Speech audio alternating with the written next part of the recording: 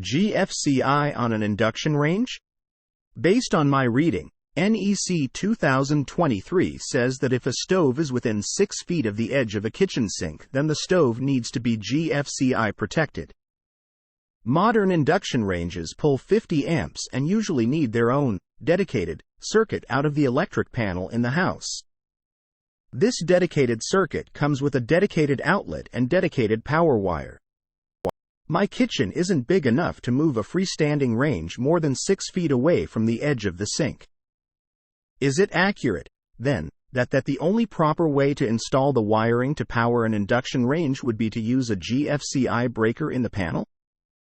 Question from user Thil3 at Stack Exchange. Answer: assuming you're on NEC 2020 or up, yes, a GFCI is now required in a kitchen on a 250-volt circuit in many or all circumstances. Here is my favorite Eaton chart on the matter.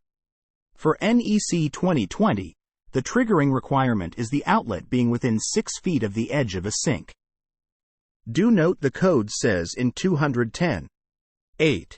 For the purposes of this section, the distance from receptacles shall be measured as the shortest path the power supply cord connected to the receptacle would follow without piercing a floor, wall, ceiling, or fixed barrier. Single quote. So you don't have to beeline the 6 feet. A freestanding range can be closer than 6 feet to the sink so long as the receptacle itself is further away than that.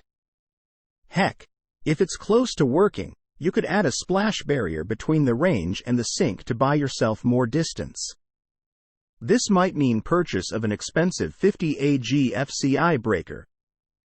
Or if you're running a new circuit, it might mean making sure that the receptacle is 6 feet away from the edge of the sink. Once you're on NEC 2023, you need the GFCI no matter what.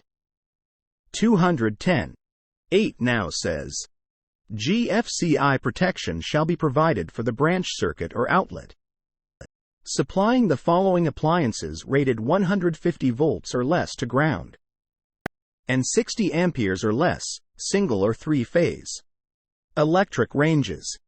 Answer from user KMJ at Stack Exchange.